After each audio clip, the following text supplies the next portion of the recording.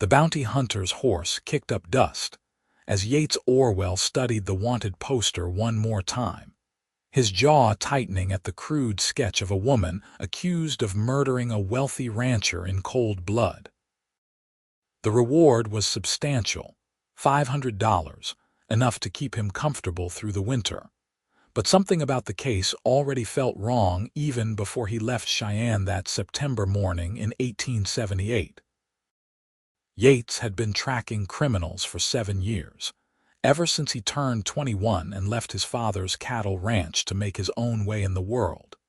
He had developed a reputation for bringing in his quarry alive when possible, always believing every man or woman deserved their day in court. The poster claimed Willa Remington had shot Thomas Blackthorne in his study during an argument over money, then fled with a strongbox containing $3,000 in gold certificates. 3 witnesses placed her at the scene, including Blackthorne's business partner and 2 ranch hands. It seemed open and shut, yet Yates could not shake the nagging feeling that he needed to hear her side before forming any judgments. The trail led from Laramie County into Albany County, where a telegraph operator remembered a young woman matching Willa's description buying passage on a freight wagon headed south. Yates followed, interviewing everyone who might have seen her, piecing together her route like a puzzle. She was careful, he would give her that, never staying in one place more than a night, paying cash and using different names. But she was not a professional criminal. Her mistakes were too obvious to someone with his experience. She asked too many questions about which towns had marshals, avoided eye contact when nervous, and always sat with her back to walls. By the time Yates crossed into Sweetwater County, he had formed a mental picture of Willa Remington that did not match the cold-blooded killer described in the warrant. The people who encountered her remembered kindness, a woman who helped a shopkeeper carry supplies, who paid extra for her meals and thanked everyone profusely. One elderly woman in Rock Springs swore Willa had stopped to help her catch a runaway chicken, refusing any reward. These were not the actions of a ruthless murderer fleeing justice. Still, Yates had learned long ago that people could surprise you. He had tracked down a pastor once who had embezzled church funds to support a gambling habit, and a schoolteacher who turned out to be a con artist wanted in 4 territories. You could not judge a book by its cover, especially out here where survival often required playing whatever role kept you alive. The September air turned crisp as Yates rode into Box Elder County, following the latest lead that placed Willa in the small railroad town of Kelton, Utah. The settlement had sprung up when the Transcontinental Railroad came through nearly a decade earlier, a rough collection of buildings that served the workers, travelers, and those looking to disappear into the vast western territories. It was exactly the kind of place a fugitive would go to ground.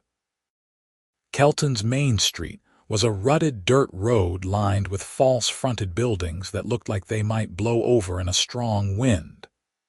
Yates tied his horse outside the saloon and stretched his back, feeling every one of the 150 miles he had covered in the past week. His buckskin gelding, Duke, had earned a good rub-down and extra oats. Yates grabbed his saddlebags and walked inside, letting his eyes adjust to the dim interior. The bartender was a heavy-set man with arms like tree trunks and a scar running from his left eye to his jaw. He looked up as Yates approached, already reaching for a glass. "Whiskey or beer?" "Beer, and information if you have got it." Yates laid a silver dollar on the bar, more than enough for a drink and loose lips. The bartender drew the beer and slid it across the scarred wood surface, making the coin disappear with practiced ease. "What kind of information?" Yates pulled out the wanted poster, unfolding it carefully. "Looking for this woman. Might have come through in the last few days."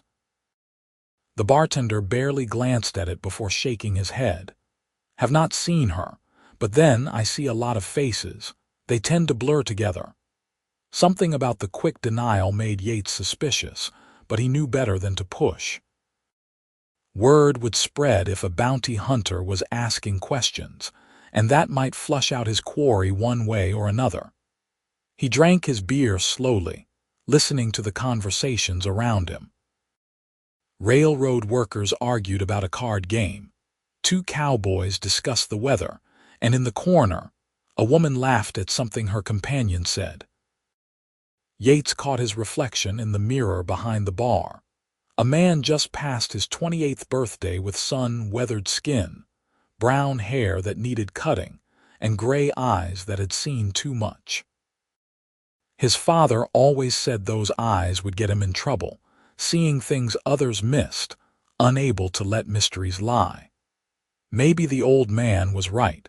He finished his beer and headed to the boarding house across the street. The proprietor was a thin woman with sharp features who introduced herself as Mrs. Chen. Her husband had worked on the railroad before an accident claimed his life, leaving her to run the business alone. She showed Yates to a small but clean room on the second floor, accepting his payment without much conversation. After settling Duke at the livery stable, Yates walked the perimeter of town as the sun began its descent toward the western mountains. Kelton was smaller than he had initially thought, maybe 200 permanent residents plus however many transients the railroad brought through. There was a general store, a telegraph office, a blacksmith, the saloon, the boarding house, and a handful of other establishments. A person could hide here, but not forever.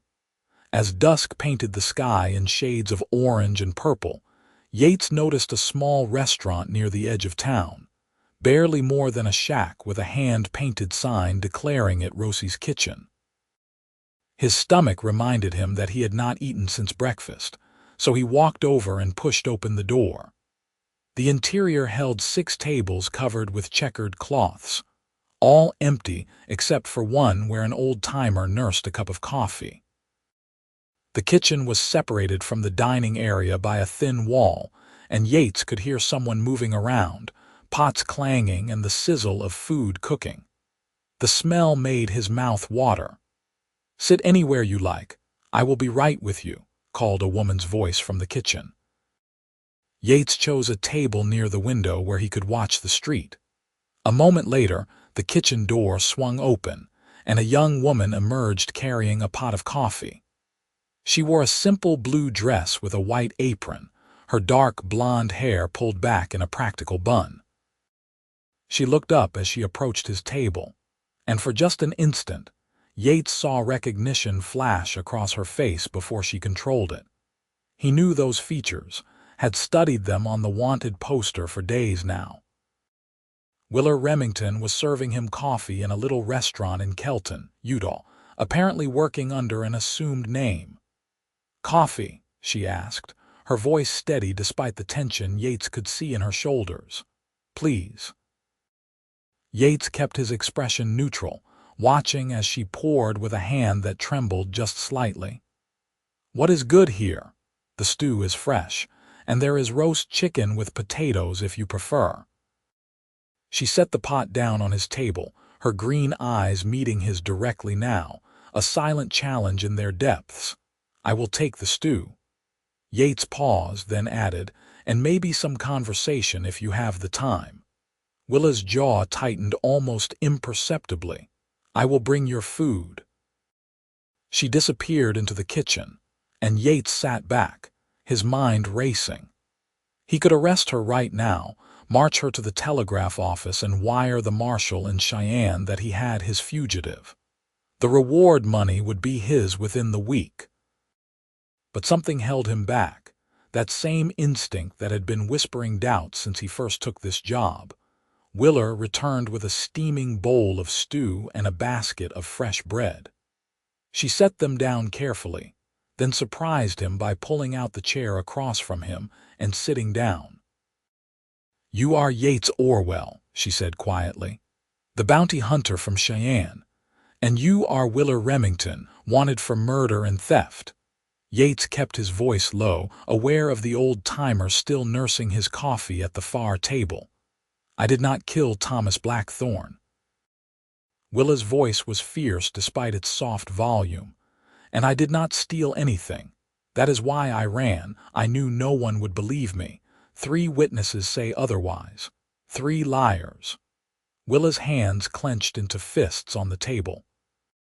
Samuel Garrett was Blackthorne's business partner, and the 2 ranch hands do whatever Garrett tells them. They killed him, not me.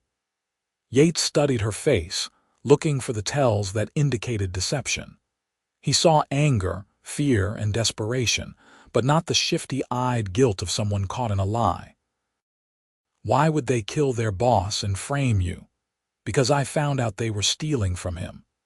Willa leaned forward, her voice urgent. I was Blackthorne's bookkeeper. He hired me 6 months ago when his eyesight started failing. I noticed discrepancies in the accounts, money disappearing in ways that did not make sense.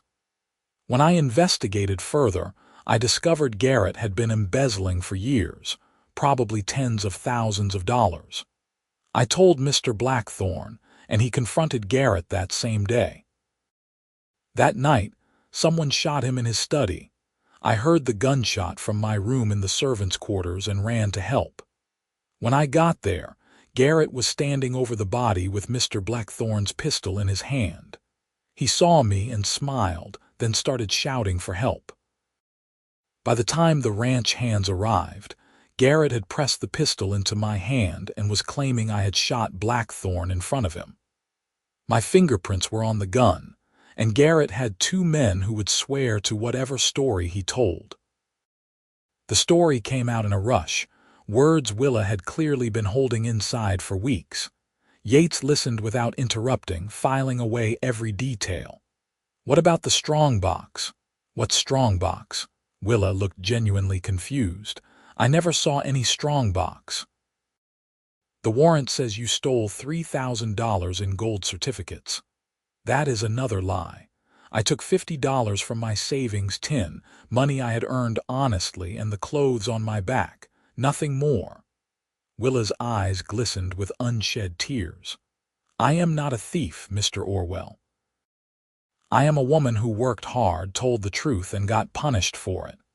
Yates picked up his spoon and tasted the stew, buying himself time to think. It was good, rich, and savory with tender chunks of beef. This is excellent. Willa blinked at the change of subject. Thank you. The recipe was my mother's. Where is your family? Dead. Cholera took my parents and younger brother when I was 17. I have been on my own since then, taking whatever honest work I could find. She stood abruptly. Are you going to arrest me? I have not decided yet. Yates met her gaze steadily. Tell me something. If you are innocent, why run? Why not stay and fight the charges? Because I am a 23-year-old woman with no family, no money for a lawyer, and no proof beyond my word against 3 men. Willa's voice was bitter. You know how that trial would end. I would be convicted before the jury even deliberated, probably hanged within a month. At least running gave me a chance. She was right, and they both knew it. The justice system was not kind to women in her position, especially when wealthy men provided testimony against them. Yates had seen innocent people hang before, watched the light go out of their eyes while crowds cheered. It left a sour taste that no amount of whiskey could wash away. Sit down, Yates said quietly. Finish telling me everything. Willa hesitated, then sank back into her chair. Over the next hour, as Yates ate his stew and the old-timer finally shuffled out, she told him everything. About growing up in Missouri, traveling west after her family died, the years of hard work and saving, finally landing the bookkeeping position that seemed like a blessing. About Thomas Blackthorne, a gruff but fair man who treated her with respect. About Samuel Garrett's cold eyes and the way he looked at her sometimes, like she was something to be used and discarded. The night it happened, I heard them arguing, Willa said. Mr. Blackthorne and Garrett. Blackthorne was shouting about betrayal, about pressing charges. Then there was silence and then the gunshot. When I reached the study, Garrett was calm, almost happy. He told me I should have minded my own business. He said no one would believe a woman over him, and he was right. Did anyone else know about the embezzlement?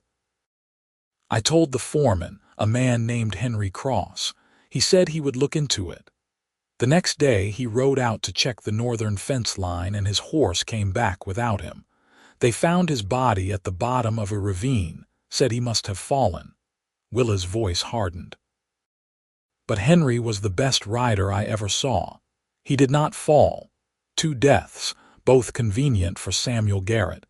Yates's instincts were screaming now, the same feeling he got when a trail started to make sense. Where did you work before the Blackthorne Ranch? The Grand Hotel in Cheyenne, keeping their books. Before that, I worked at a general store in Denver, and before that, a trading post in Missouri. I can give you names, references. Everyone will tell you I am honest. Yates believed her.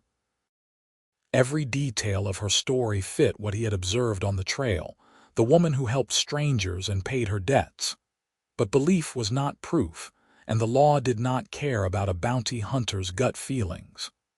I am not going to arrest you tonight, Yates said finally, but I need time to investigate. Can you stay put for a few days? Hope flared in Willa's eyes. You believe me? I believe your story deserves checking. That is all I am promising right now. Yates stood and pulled out money for his meal, adding extra. Who else knows who you are? Just Rosie, the woman who owns this place. She needed kitchen help and I needed work. I told her the truth and she gave me a chance anyway. Willa stood as well, wrapping her arms around herself. What are you going to do? My job, which right now means finding out what really happened to Thomas Blackthorne. Yates settled his hat on his head. Keep working, act normal, and Willa, do not run again. If you do, I will have no choice but to assume you are guilty. I have nowhere left to run anyway, Willa said softly. This is the end of the line for me. Yates walked back to the boarding house, his mind churning through everything Willa had told him. If she was telling the truth, and his instincts said she was, then Samuel Garrett had committed the perfect crime. He had his partner's money, his ranch, and the woman who discovered his theft was either hanged or disappeared forever. Tidy and profitable, but perfect crimes usually had flaws if you looked hard enough. Yates just had to find them. The next morning, Yates sent 3 telegrams.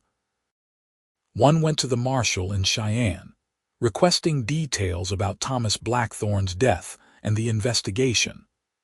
Another went to the Grand Hotel where Willa claimed to have worked, asking about her character and employment. The third went to an old friend in Denver who had connections throughout the territory, requesting any information on Samuel Garrett. Then he settled in to wait, spending his time talking to people in Kelton. He learned that Willa, going by the name Mary Williams, had arrived 2 weeks earlier and immediately started working at Rosie's kitchen. She kept to herself mostly, but was unfailingly polite and hardworking.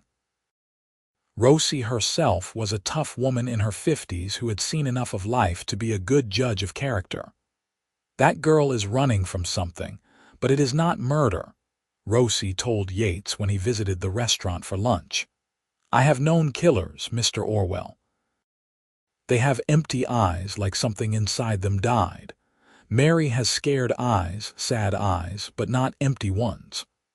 Why did you hire her if you knew she was running? Rosie shrugged, stirring a pot of soup.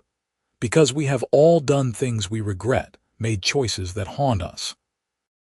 If she wants a fresh start, who am I to deny her that? Besides, she is the best cook I have had in years. Customers are already coming back just for her chicken and dumplings. Over the next 3 days, responses to Yates's telegrams trickled in. The Grand Hotel confirmed Willa had worked there for 18 months and was honest and reliable. They were sorry to lose her when she took the position at the Blackthorn Ranch. The marshal in Cheyenne sent a terse reply stating the case was closed. The evidence was clear, and he expected Yates to bring in the fugitive without delay.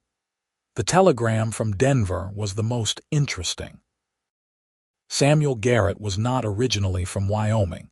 He had come from Texas 5 years earlier after his previous business partner died under mysterious circumstances. There had been questions about financial irregularities, but nothing was ever proven. Garrett had left Texas just ahead of an investigation and reinvented himself in Cheyenne. A pattern was emerging, one that made Yates's blood run cold. Garrett was a predator who found successful men, insinuated himself into their businesses, stole what he could, and eliminated anyone who got in his way. Blackthorn was probably not his first victim, and without intervention, he would not be his last, but proving it was another matter entirely. Yates needed evidence, real evidence that would hold up in court. He needed witnesses willing to testify, documents showing the embezzlement, something more than the word of a fugitive woman and a bounty hunter's instincts. On the fourth night, Yates found Willa sitting on the back steps of Rosie's kitchen after closing time, staring up at the stars. The September air had turned cold, and she had a shawl wrapped around her shoulders. "Mind if I join you?" Yates asked. Willa gestured to the space beside her. "It is a free country, or so they tell me." Yates sat down, stretching out his legs. "I have been thinking about your case, and I believe you." The words came easier than Yates expected. "Everything checks out. Your employment history, your character references, the questions about Garrett's background. I think you are telling the truth about what happened." Willa turned to look at him, her eyes wide in the moonlight. "Then you will let me go." "I did not say that." Yates scrubbed a hand over his face. "Believing you and proving you are innocent are two different things. Right now, all I have is suspicions and circumstantial evidence. That would not be enough to overturn your conviction, even if I could get you to trial. So what do we do?" The use of "we" was not lost on Yates, and something warm settled in his chest at the implied partnership. "We need proof of Garrett's embezzlement. You said you found discrepancies in the books. Did you keep any records?" Willa shook her head. "I made notes, but they were in my room at the ranch." "I am sure Garrett destroyed them the night of the murder." "What about Blackthorn's personal records? Did he keep anything separate from the ranch books?" "He had a private ledger in his desk, but I never saw inside it. He said it was for personal matters." Willa's eyes suddenly lit up. "Wait. He mentioned once that he kept important documents at the bank in town, in a safe deposit box. If he documented Garrett's theft, proof might be there." It was a long shot, but it was something. Yates stood and offered Willa his hand to help her up. Her fingers were cold in his, small and work-roughened. When she was standing, he did not immediately let go. "I am going back to Cheyenne," Yates said. "It will take me 4 or 5 days to get there, maybe a week to investigate and get what I need. Can you stay here and stay safe until I return?"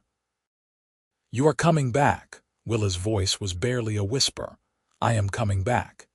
Yates realized he was still holding her hand and reluctantly released it. "I am going to clear your name, Willa. I promise you that." "Why?" The question hung in the air between them. "You could just take me in, collect your reward. Why risk your reputation on someone you barely know?" Yates had asked himself the same question over the past few days. The answer was complicated, tied up in his own history, and the man he wanted to be versus the man the world sometimes pushed him to become. But standing there in the moonlight with this woman who had lost everything and still maintained her dignity, it felt simple. "Because it is the right thing to do," Yates said. And because I think you deserve someone fighting in your corner for once." Tears spilled down Willa's cheeks, and before Yates knew what was happening, she had stepped forward and wrapped her arms around him in a fierce hug. He stood frozen for a moment, then carefully put his arms around her, feeling her shake with silent sobs against his chest. "Thank you," she whispered. "Thank you." They stood like that for a long moment, and Yates became aware of things he had been trying to ignore for days. The way her hair smelled like cinnamon and vanilla from her baking. The way she fit perfectly against him, the top of her head just reaching his chin. The way his heart was beating faster than it should for a simple embrace. When Willa finally pulled back, wiping at her eyes with her apron, Yates felt the loss of her warmth like a physical thing. He cleared his throat, suddenly awkward. "I should head out at first light," he said. "The sooner I leave, the sooner I can get back." "Be careful," Willa said. "If Garrett suspects you are investigating him, he might try something. I have been handling dangerous men since before you learned to write in a ledger book." Yates tried for a cocky grin and was rewarded with a small smile from Willa. "Nevertheless, I would appreciate it if you did not get yourself killed on my account. I will do my best." Yates left before dawn the next morning, pushing Duke hard but not cruelly, covering ground at a steady pace. The fall weather held clear and cool, perfect for traveling.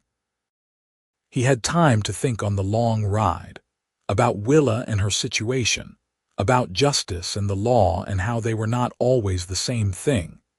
He thought about the way she had felt in his arms, the trust she had placed in him, despite knowing he held her life in his hands. He thought about her laugh, which he had heard once when Rosie told a joke in the kitchen, bright and genuine.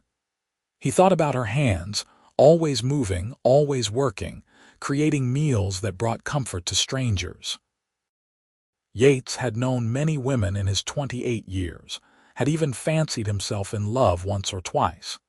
But none of them had gotten under his skin the way Willa Remington had in just a few short days. Maybe it was the circumstances, the damsel in distress appealing to his protective instincts.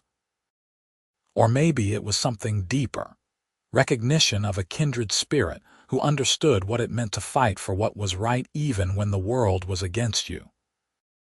He reached Cheyenne on the evening of the 5th day. Stabling Duke at a livery, he trusted and taking a room at a hotel far from his usual haunts. He needed to be careful now.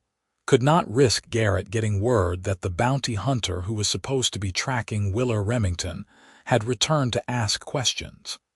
The next morning, Yates visited the office of a lawyer named Henderson Price, an old acquaintance who owed him a favor. Price was a sharp man in his 50s who had built a reputation defending the underdog. "Yates Orwell, as I live and breathe," Price said, gesturing him into the cluttered office. "What brings you to my humble establishment?" "I need information about Thomas Blackthorne's estate," Yates said without preamble, "specifically about his safe deposit box at the bank." Price's eyebrows rose. "That is oddly specific. Any particular reason?" "I am investigating his murder." "I thought that case was closed." "The bookkeeper killed him, fled with a strong box of money. They have a bounty hunter tracking her even as we speak." Price's eyes narrowed. "Oh, you are that bounty hunter." "I am, and I do not think she did it." Yates spent the next hour laying out everything he had learned, watching Price's expression shift from skepticism to interest to determination. When he finished, the lawyer sat back in his chair, fingers steepled under his chin. "If what you are saying is true, Samuel Garrett has committed at least 2 murders and multiple counts of fraud and embezzlement, but proving it will be difficult. That is where Blackthorne's safe deposit box comes in. If he documented the embezzlement, we have our proof. The contents of that box are part of the estate, which Garrett now controls as the majority stakeholder in the ranch." Price shook his head. "We would need a court order to access it, which means convincing a judge there is reasonable doubt about the original verdict. Can you do that? Maybe. Judge Morrison is a fair man, and he was troubled by how quickly the Remington trial proceeded. If I present him with your findings, he might issue an order to examine the box's contents. Price leaned forward. But Yates, you need to understand something. If we do this and we are wrong, your reputation is finished. No one will hire you again, and Miss Remington will hang for certain. We are not wrong. Yates's voice was firm. I have never been more sure of anything in my life. Price studied him for a long moment, then nodded. All right. I will draw up the petition and present it to Judge Morrison tomorrow. In the meantime, I suggest you make yourself scarce. If Garrett gets wind of this, he will bolt or do something desperate. Yates spent the rest of the day gathering more information. He talked to people who knew Blackthorne, learning that the man had been well-liked and honest in his dealings. He talked to people who knew Garrett, hearing descriptions of a charming but cold man who always seemed to have money, despite the ranch's modest profits. He also made quiet inquiries about Henry Cross, the foreman whose death had been ruled an accident. Cross's widow still lived in town, and when Yates visited her, she broke down in tears. Henry did not fall, she insisted. He was murdered just like Mr. Blackthorne. But no one would listen to me. They said I was crazy with grief. Why do you think he was murdered? Because the night before he died, he told me he had found something important, something that would put a bad man in prison. He was going to ride to town the next morning to talk to the marshal. He never made it. She gripped Yates's hands. Find who did this, please. Henry deserves justice. I will do everything I can, Yates promised. On the third day after his arrival in Cheyenne, Henderson Price came to Yates's hotel room with news. Judge Morrison had agreed to issue an order allowing examination of Thomas Blackthorne's safe deposit box, with the stipulation that both Price and a court-appointed witness be present. The opening was scheduled for the following morning. Yates barely slept that night, alternating between hope and dread. Everything hinged on what they found in that box.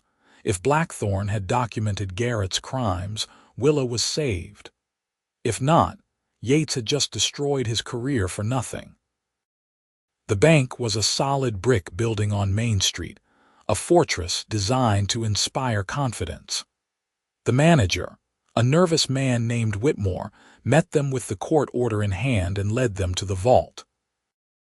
Judge Morrison had sent his clerk as witness, a serious young man who took his duties with appropriate gravity. This is highly irregular, Whitmore fussed as he unlocked the vault door. Mr. Garrett is not going to be pleased. Mr. Garrett's pleasure is not the court's concern, Price said smoothly. We are here on official business. Blackthorne's box was medium-sized, one of dozens lining the vault walls. Whitmore used 2 keys to open it, then stepped back to let Price and the clerk examine the contents. Inside was a stack of papers, several velvet bags that clinked with the sound of coins, and a leather-bound ledger. Price carefully removed each item, laying them on a table the bank provided. The velvet bags contained gold coins, probably Blackthorne's emergency funds. The papers were mostly property deeds and stock certificates. The ledger was what mattered. Price opened it carefully, and Yates saw page after page of neat handwriting, columns of numbers and dates and names. Blackthorne had been meticulous, documenting every discrepancy he noticed over the years, every unexplained expense and mysterious shortage.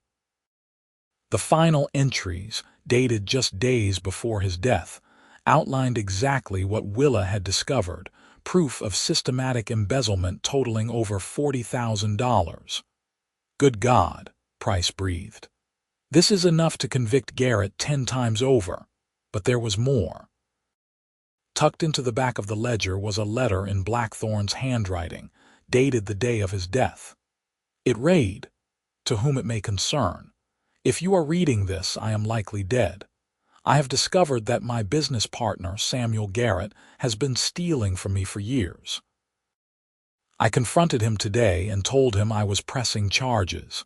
If anything happens to me, know that Garrett is responsible.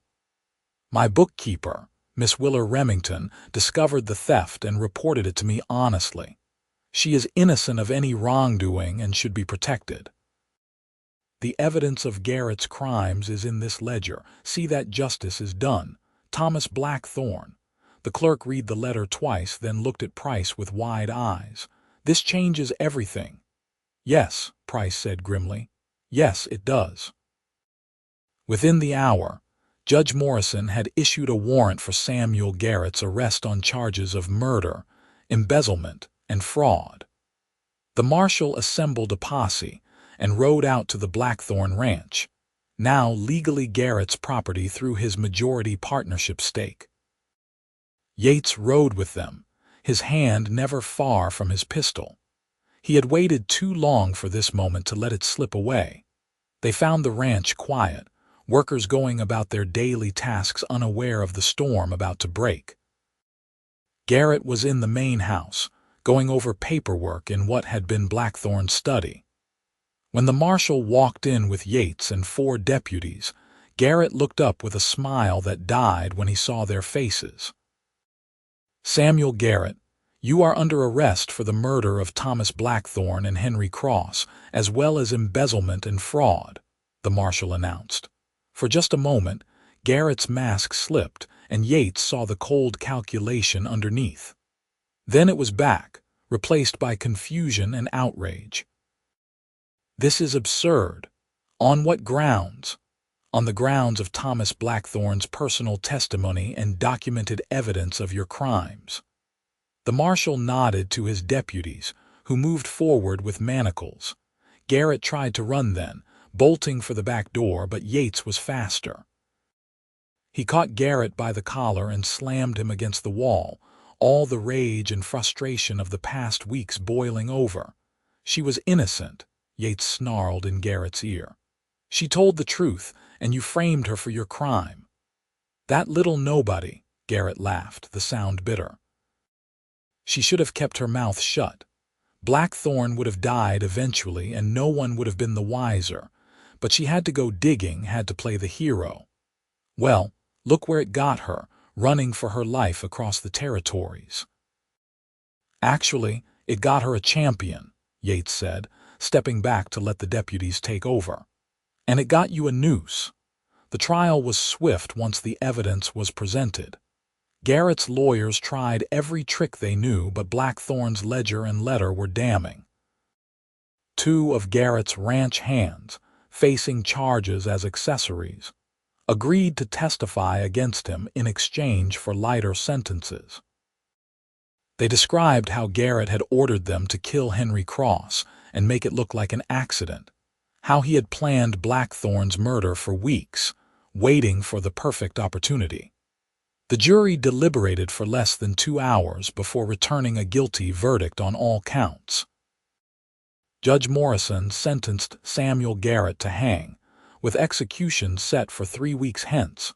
With Garrett's conviction, the charges against Willa Remington were formally dropped. Price drew up the paperwork clearing her name, and Judge Morrison signed it with a stern admonishment that the system had failed her, and he would work to ensure it did not happen again.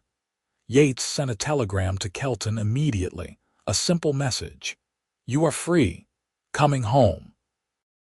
Then he spent 2 days tying up loose ends, collecting witness statements, and ensuring everything was documented properly. Price paid him a small fee for his investigation work, nowhere near the bounty he had been offered for bringing in Willa, but Yates did not care about the money anymore. On the morning of his departure, Mrs. Cross came to his hotel with tears in her eyes and a box of her late husband's possessions she wanted Yates to have in thanks. He accepted it graciously, promising to remember Henry Cross as an honest man who died doing the right thing. The ride back to Kelton took 6 days, and every mile felt like an eternity. Yates pushed harder than he should have, eager to see Willa's face when he told her the news. He had sent the telegram, but somehow words on paper did not feel like enough. He needed to tell her in person, needed to see the relief and joy in her eyes. Duke was exhausted when they finally rode into Kelton at sunset on the 6th day. Yates headed straight for Rosie's kitchen, not bothering to stable his horse first. Through the window, he could see Willa moving around inside, serving customers with the same quiet efficiency he remembered. He tied Duke outside and pushed open the door. Willa looked up at the sound, and their eyes met across the room. For a heartbeat, neither of them moved.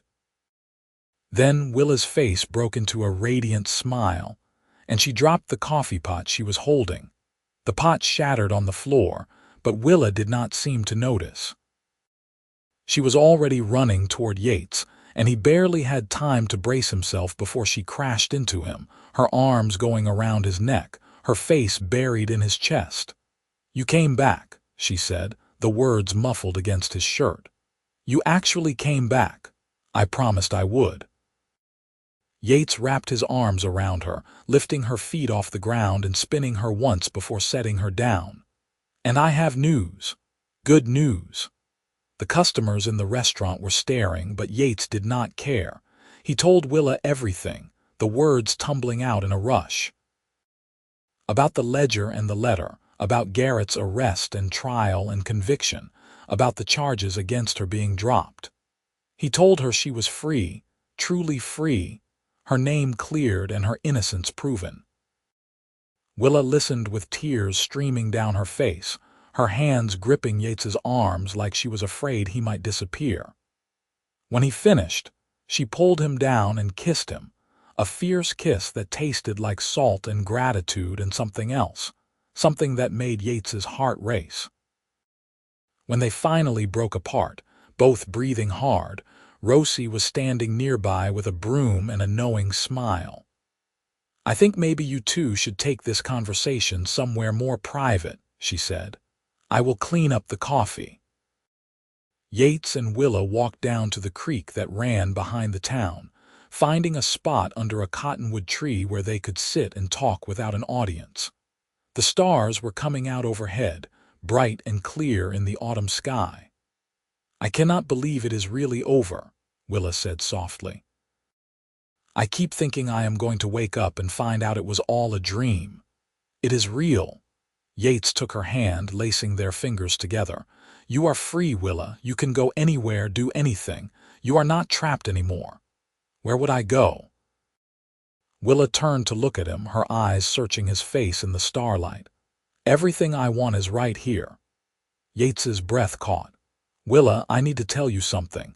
These past weeks, tracking you down, getting to know you, fighting for your freedom, it changed me. You changed me. I have spent 7 years bringing in fugitives without caring much about their stories, just focused on the reward. But you made me remember why I started doing this in the first place, to help people, to make sure justice actually meant something." "Yates," Willa whispered, but he pressed on. "I know I have no right to ask you for anything after everything you have been through. But I need you to know that somewhere along the way, between Cheyenne and Kelton, between believing in your innocence and proving it, I fell in love with you. Completely, utterly, hopelessly in love." Willa's free hand came up to cup his cheek, her thumb brushing across his lips. "You are wrong about one thing. You have every right to ask me for anything because I fell in love with you too. How could I not? You saw me at my worst when I had nothing and no hope, and you chose to believe in me anyway. You risked everything to clear my name, expecting nothing in return. That is the kind of man worth loving. This kiss was different from the first, slower and deeper, a promise of things to come."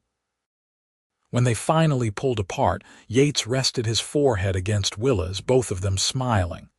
"What do we do now?" Willa asked. "Well, I am thinking about getting out of the bounty hunting business," Yates said. "It has lost some of its appeal lately."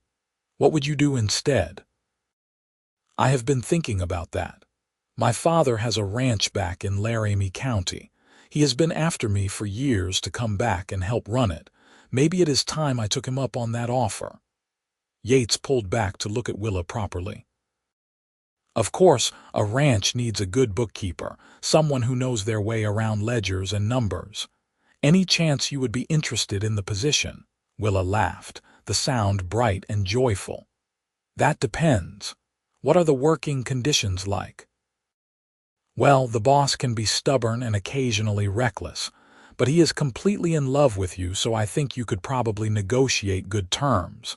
In that case, I accept. Willa kissed him again, soft and sweet, on one condition. Name it. That stubborn, occasionally reckless boss needs to make an honest woman of me. I have had enough of people questioning my character. Yates's heart swelled so large he thought his chest might burst. Willa Remington, are you proposing to me? I suppose I am, Yates Orwell. What do you say? I say yes, 1,000 times yes. Yates stood and pulled Willa to her feet, spinning her around until she was laughing and begging him to stop. We will go to Laramie County, meet my father, get married properly with his blessing and the whole town watching. Then we will build a life together, an honest life full of love and second chances. They walked back to town hand in hand, making plans and dreaming out loud about their future. Rosie was locking up the restaurant when they arrived, and she took one look at their faces before grinning. About time you two figured things out, she said. I was wondering how long it would take. We are getting married, Willa announced, her voice filled with wonder. Can you believe it? A month ago I was running for my life and now I am getting married. I can believe it. Rosie hugged them both. You deserve every happiness, child. Both of you do. Yates stayed in Kelton for another week, courting Willa properly now that they were not hiding from the law. They went for long walks, talking about everything and nothing. He helped out around the restaurant, proving himself to be a decent cook when given proper instruction. Willa taught him how to make her mother's stew recipe, and Yates taught her how to track wildlife through the countryside. They talked about serious things too, about trust and honesty and building a partnership that could weather any storm. Willa shared stories of her childhood, the happy years before cholera stole her family. Yates talked about growing up on the ranch, about the wanderlust that had driven him away and how he was finally ready to put down roots.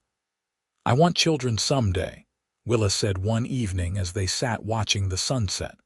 A whole houseful of them, if we are blessed.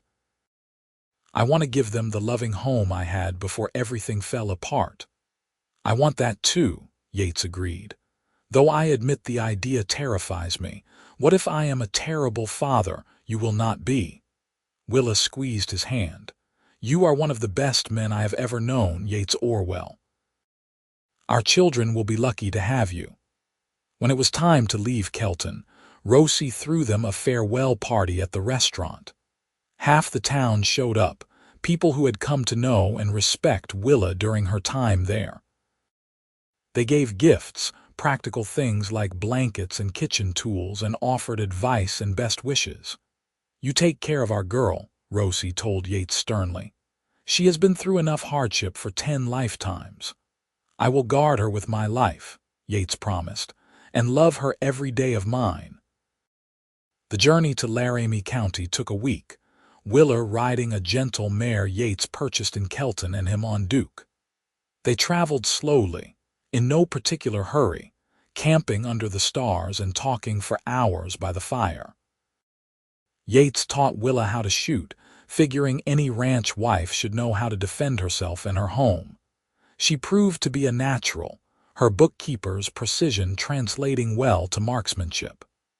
I never thought I would enjoy shooting, Willa said after hitting 3 targets in a row.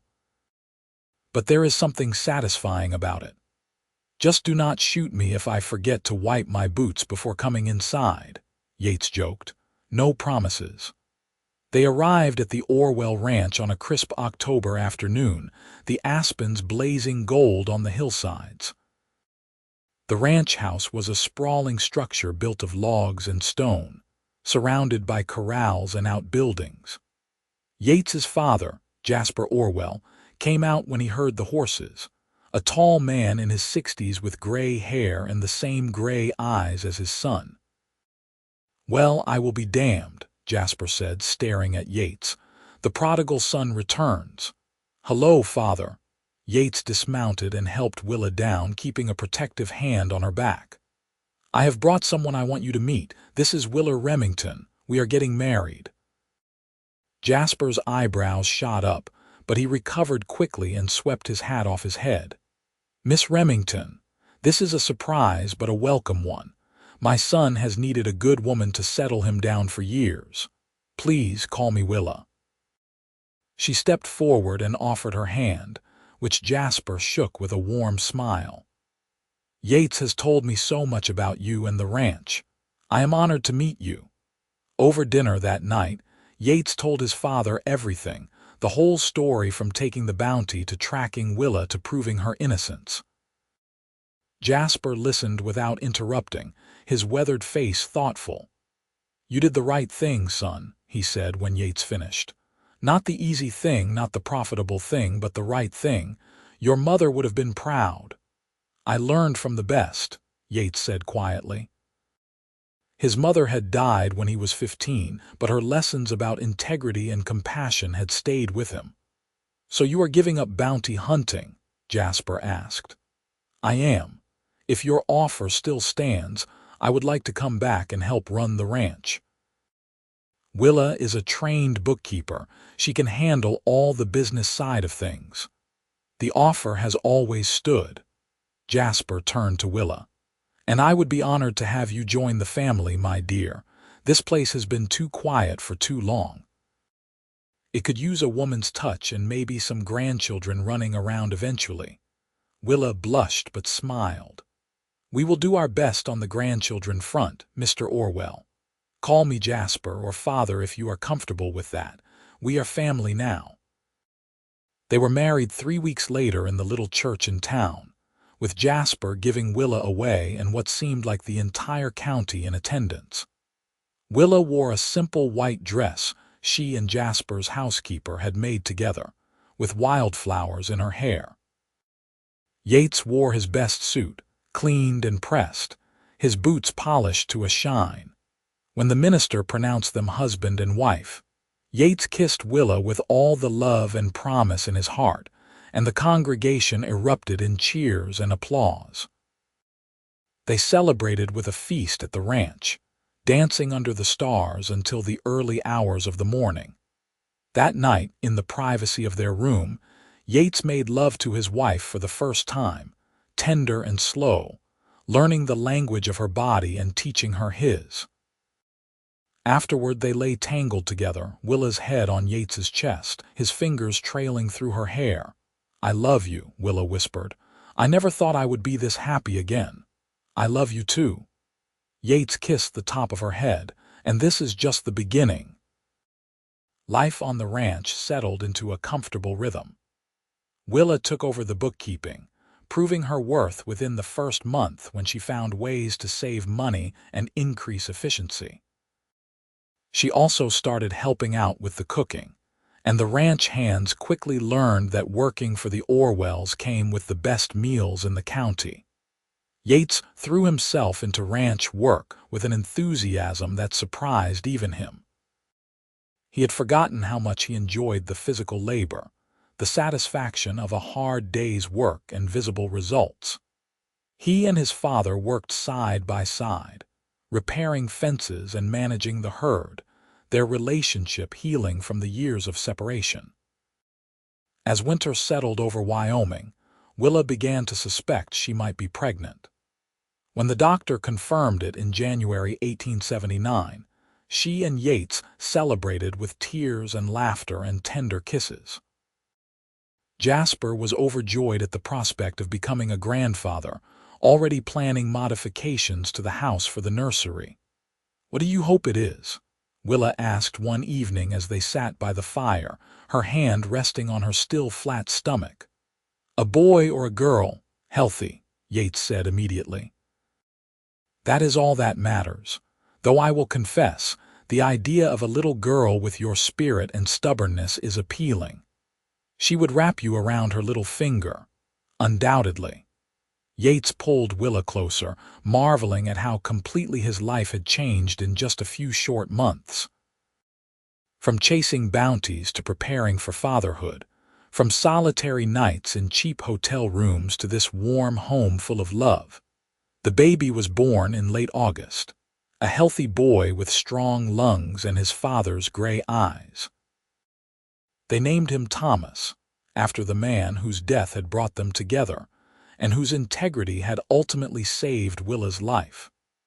Jasper cried when they told him the name, touched by the honor to his old friend's memory. Fatherhood transformed Yates in ways he never expected. The fierce protectiveness he had felt for Willa extended to their son, combined with a tenderness that surprised him. He would sit for hours just watching Thomas sleep, counting tiny fingers and toes, making promises about the man he would help his son become. Willa blossomed as a mother, despite her exhaustion from sleepless nights. She sang lullabies her own mother had sung to her, passed down through generations. She sewed clothes and blankets, filling the nursery with handmade treasures. And she loved Yates even more for the gentle, devoted father he had become.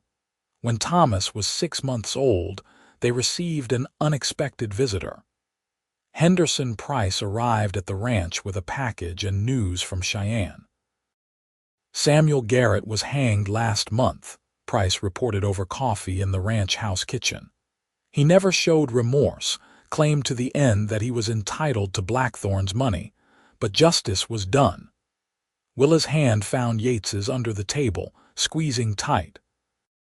"Thank you for letting us know and for everything you did to help clear my name. It was my pleasure."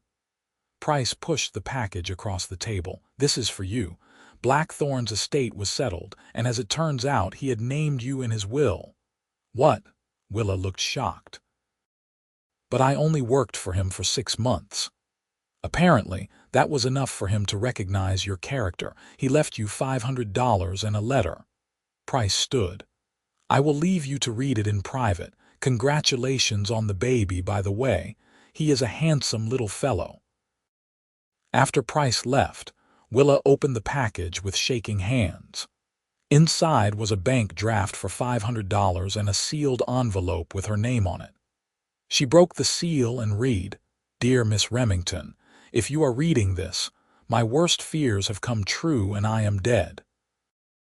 I want you to know that your honesty and integrity in discovering and reporting Garrett's theft may have cost me my life, but they also restored my faith in human goodness. You are a rare soul in this hard world, and you deserve every happiness. The money I leave you is a small token of my gratitude and respect. Use it to build a good life, marry a good man, raise good children. Be happy, Miss Remington. That is all any of us can hope for. With deepest respect, Thomas Blackthorn."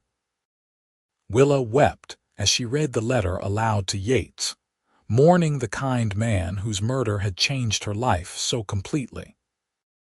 That night, they decided to use Blackthorn's money to establish a scholarship fund for young women seeking education, a way to honor his memory and help others the way he had tried to help Willa. The years passed in a sweet succession of seasons and celebrations. Willa gave birth to a daughter they named Sarah when Thomas was 2, then another son they named James when Sarah was 3. The ranch prospered under their combined efforts, Yates's hard work and Willa's business acumen proving to be a formidable combination. Jasper lived long enough to see his grandchildren grow into lively, loving children who adored their grandfather. He passed peacefully in his sleep in the spring of 1885, content in the knowledge that the ranch would continue in good hands. Yates and Willa grieved together, supporting each other through the loss. They buried Jasper on a hillside overlooking the ranch he had built, with a headstone that read "Beloved Father and Grandfather, a man of integrity." "He was so proud of you," Willa told Yates after the funeral, holding his hand as they stood by the grave. "He told me once that losing you for those years was hard, but having you come home the man you became made it worthwhile." "I could not have come home without you," Yates said. "You gave me a reason to stop running, to put down roots and build something lasting." Life continued its steady rhythm. Thomas grew into a serious boy who loved books and numbers, showing early signs of his mother's analytical mind.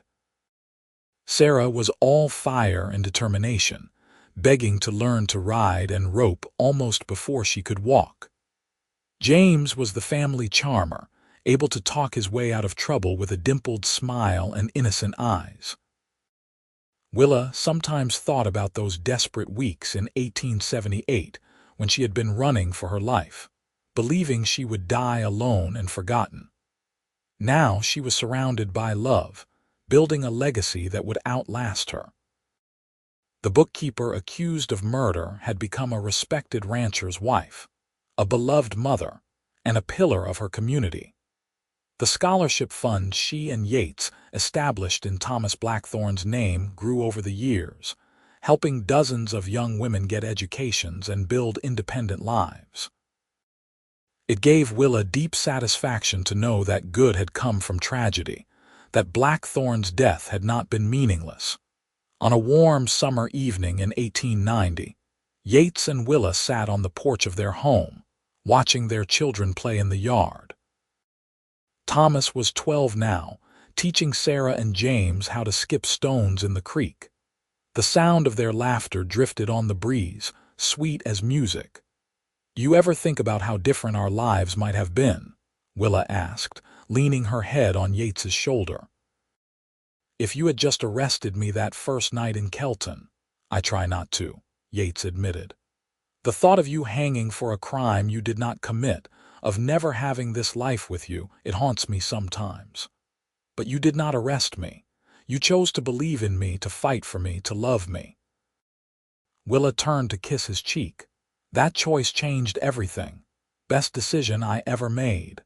Yates pulled her closer, breathing in the familiar scent of her hair. "Though I would argue you saved me just as much as I saved you. Before you, I was just drifting, going through the motions. You gave me purpose, a reason to be better. We saved each other then." Willa smiled. "Partners from the beginning." They sat in comfortable silence, watching the sun paint the sky in shades of gold and crimson. 12 years of marriage had not dimmed the love between them, only deepened it, tempering it into something strong and enduring. Thomas looked up from the creek and waved at his parents. "Mother, father, watch this." He threw a stone that skipped 7 times before sinking, and his siblings cheered. "Our children are growing up so fast," Willa said wistfully. "Soon Thomas will be thinking about his future, maybe going to university. We will face that when it comes." Yates kissed the top of her head. "For now, let's just enjoy this moment, this perfect evening with our family." As the stars began to emerge in the darkening sky, the children reluctantly came inside for supper. The family gathered around the table, passing dishes and sharing stories from their day. Sarah described a bird's nest she had found. James recounted an elaborate game he had invented, and Thomas asked thoughtful questions about ranch management. After the children were in bed, Yates and Willa retired to their room. They made love with the ease and familiarity of long-married partners, then lay tangled together in the darkness, talking quietly about plans and dreams. "I want to expand the scholarship fund," Willa said. "Maybe establish it in other towns, help more young women. We have the resources now, and I think it would honor Mr. Blackthorne's memory." "I think that is a wonderful idea." Yates traced patterns on her bare shoulder. "You have such a generous heart, Willa. It is one of the things I love most about you. You inspire that generosity. You showed me that one person's choice to do the right thing can change lives. I want to pass that lesson on." They talked until sleep claimed them, dreams of the future mingling with gratitude for the present. The years continued to unfold with their mixture of joy and sorrow, triumph and challenge. When Thomas was 15, Willa gave birth to twin daughters, Mary and Elizabeth, surprising everyone including herself. The babies were healthy and loud, keeping the household in cheerful chaos. Sarah, now 13, took her role as big sister seriously, helping care for the twins when she was not out riding the range with her father. She had decided she wanted to be a rancher like Yates, and he was teaching her everything he knew. James, at 10, had discovered a talent for drawing and spent hours sketching horses and landscapes. Willa encouraged his artistic bent, remembering her own mother's belief that all talents were gifts to be nurtured. In the spring of 1895, Yates received an unexpected letter from the governor of Wyoming. The territory was preparing for statehood, finally achieved in 1890, and they were establishing a commission to review past criminal cases and ensure justice had been served. They wanted Yates to serve as a special investigator, using his skills to uncover wrongful convictions. "What do you think?" Yates asked Willa, handing her the letter. "It would mean travel, time away from the ranch." Willa read carefully, then looked up with shining eyes. "I think you should do it. This is important work, helping people the way you helped me. Sarah is old enough to help manage things here, and Thomas will be home from school in the summers. We will be fine." "You are sure?" "I am sure." Willa stood and wrapped her arms around him. "You were meant for this, Yates, bringing justice to those who have been wronged. Just promise me you will be careful and come home to us. Always." Yates kissed her deeply. "You are my home, Willa. Nothing will keep me from returning to you." Yates took the position, working 3 months a year investigating cases while spending the rest of his time on the ranch. He uncovered several wrongful convictions in his first year, including a man who had spent 5 years in prison for a crime his brother committed. The work was hard and sometimes heartbreaking, but it filled Yates with purpose. Willa continued to expand the scholarship fund, establishing branches in 5 different towns by 1897. She also became involved in advocating for women's education and property rights, using her own story to illustrate the importance of economic independence for women. Their children grew into remarkable young adults. Thomas attended university to study law, inspired by his parents' commitment to justice.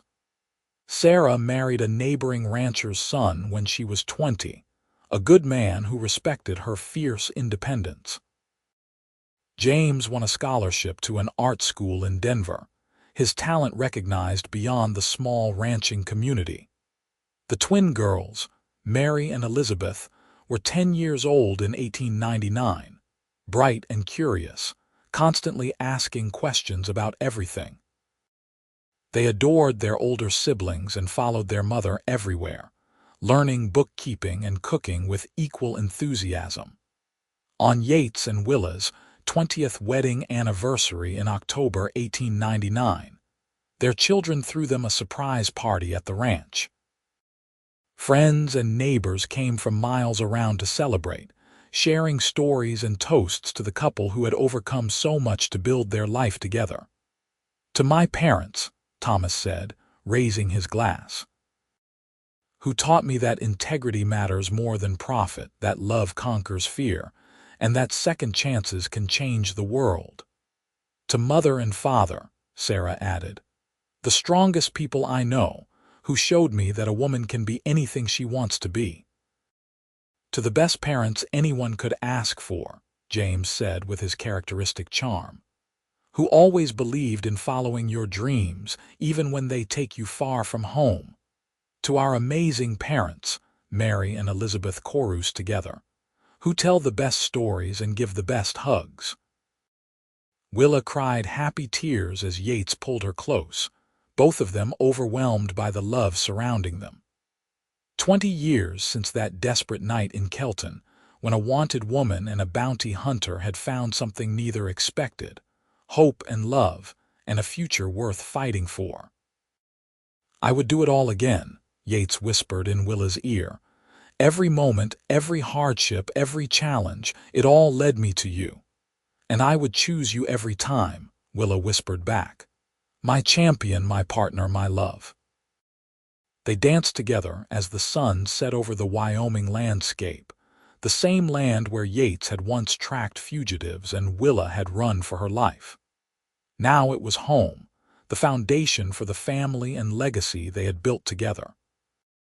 As the party wound down and guests departed, the family gathered on the porch one last time. Thomas regaled them with stories from law school, Sarah talked about her plans to expand her own ranch, and James shared sketches from his latest project. Mary and Elizabeth chased fireflies in the yard, their laughter bright in the gathering darkness. "This is everything I never knew I wanted," Yates said quietly, watching his children. "When I was chasing bounties across the territories, I never imagined this, a home, a family, a purpose beyond the next reward." "You were always meant for this," Willa assured him. "You just needed to find your way here." Years later, when Yates and Willa were old and gray, sitting on that same porch watching their grandchildren play, they would tell the story of how they met.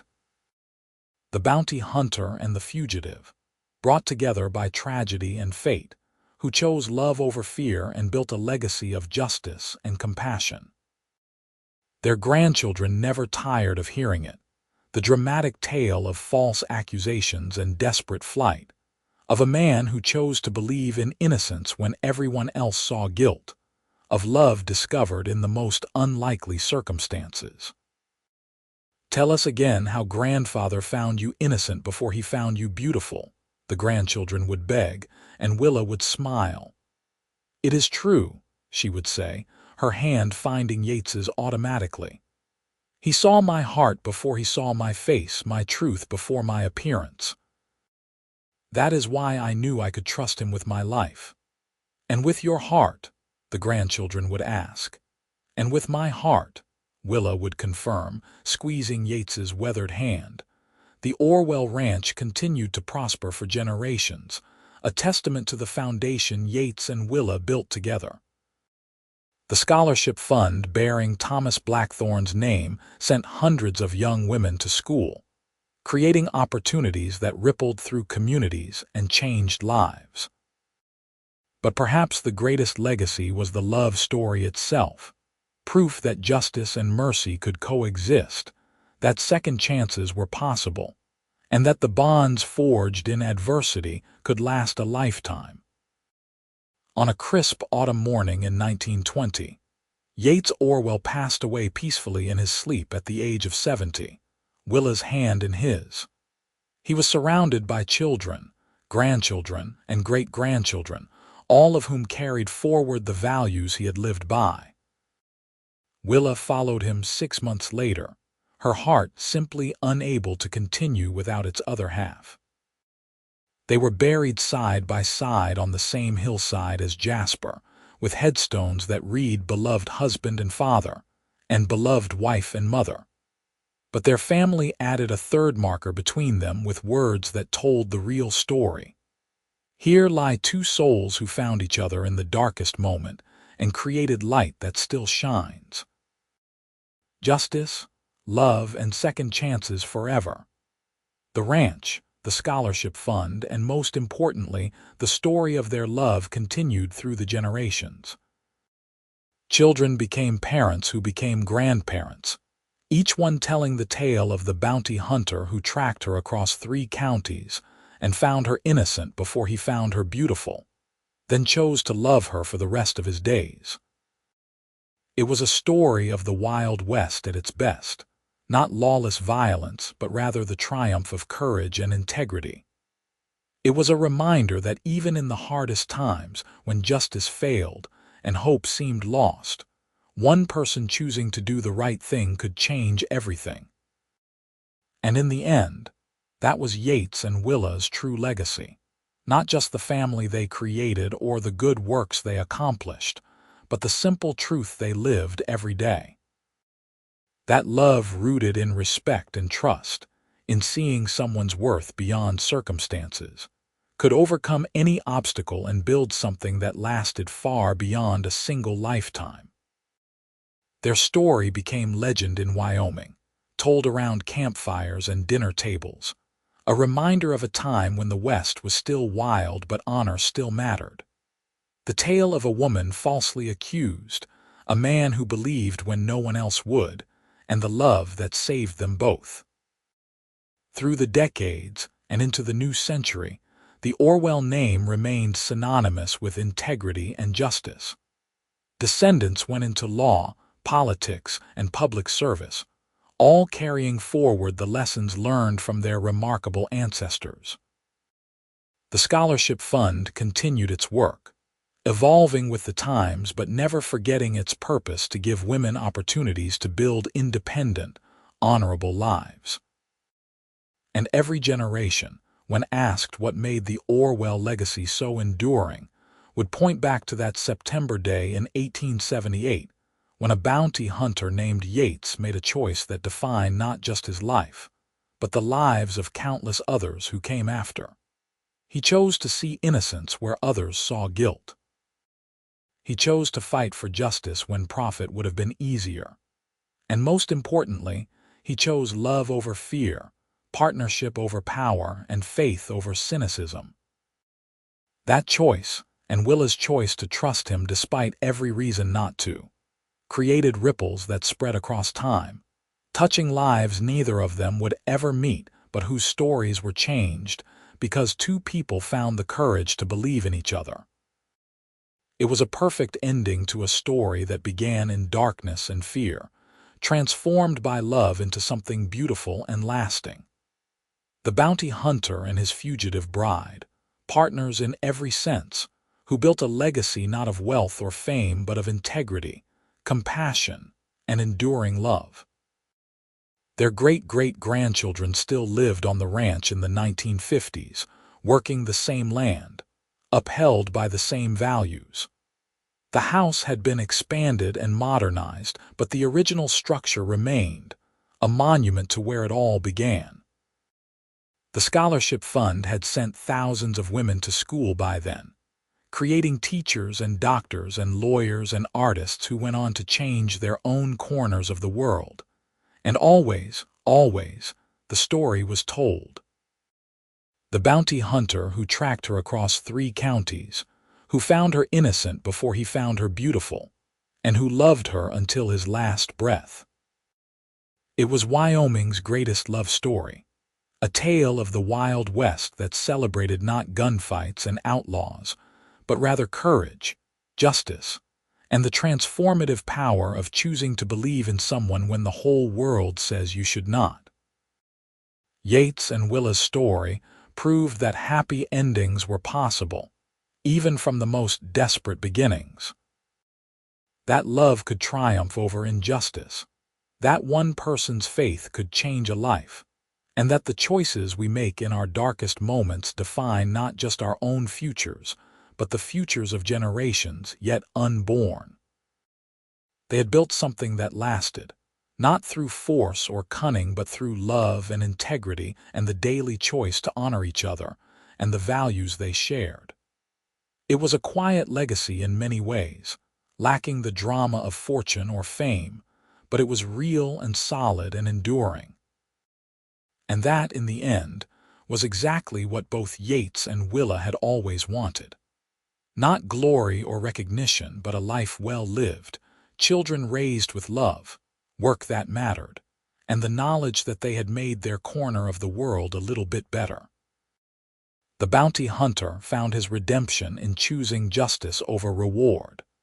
The fugitive found her vindication in the truth finally being heard. Together, they found a love that lasted beyond death, inspiring everyone who heard their story to believe that second chances were possible, and that doing the right thing, even when it was hard, always mattered. Their legacy lived on in every woman who attended school on a Blackthorn scholarship, in every wrongful conviction Yates's investigative work helped overturn, in every child and grandchild who learned that integrity was worth more than gold, and in every person who heard their story and chose to believe in love's power to transform lives. From that first moment in Rosie's kitchen when their eyes met and recognized each other, through the desperate fight for justice, to the quiet contentment of growing old together surrounded by the family they created, Yates and Willa's story was proof that the best tales were the true ones, and the greatest adventures were the ones that led you home.